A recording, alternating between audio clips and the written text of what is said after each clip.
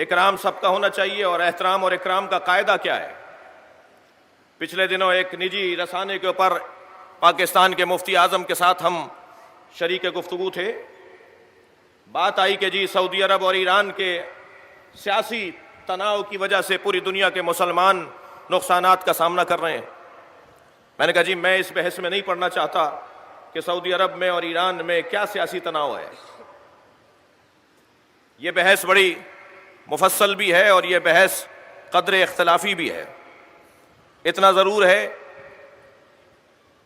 کہ پوری دنیا میں اگر فرقہ واریت پھیلی ہے تو وہ 79 سے نہیں پھیلی ہے، 1925 سے پھیلی ہے.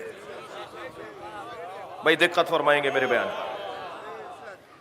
اگر 79 سے فرقہ واریت پھیلی ہوتی تو ہمارے پاس دسیوں مثالیں ہیں پوری دنیا میں کہ جو مذہب کی بنیاد پر، فرقہ بندی کی بنیاد پر، سنیت اور شیعت کی بنیاد پر 79 سے پہلے جو دنیا کے مختلف ممالک کے اندر شیعوں کو قتل کیا گیا یا اہل سنت کے اوپر حملے ہوئے. بہت موٹی مثال تو پاکستان کی ہے. 1963 کے اندر تو انقلاب اسلامی ایران نہیں آیا تھا. 1963 کے اندر 10 جون، معاف کیجئے گا 3 جون بروز پیر، 10 محرم روز عاشوراء، سندھ کے ایک شہر خیرپور کے قصبے ٹھیڑی کے اندر 120 شیعہ جو شہید کیے گئے. اس وقت تو انقلاب اسلامی ایران نہیں آیا تھا، مگر 1924 کا آل سعود کا انقلاب آ چکا تھا. یہ ایک بحث صرف مضمون دے رہا ہوں اپنے کم سن ساتھیوں کے لیے تاریخ کی حیثیت میں.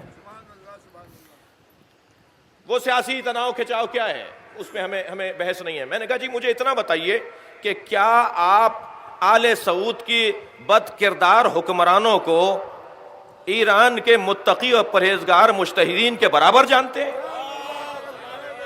بھائی قرآن نے کیا قاعدہ دیا ہے؟ میں آپ کا احترام کیوں کروں؟ آپ میرا احترام کیوں کریں؟ کیا قانون ہے کسی کا احترام کرنے کا؟ کیا پیمانہ ہے کسی کی تعظیم کرنے کا؟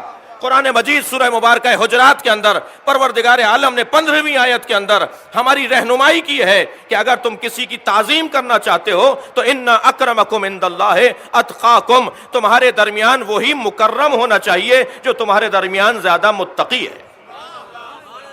تقوی کی بنیاد پر احترام ہونا ہے.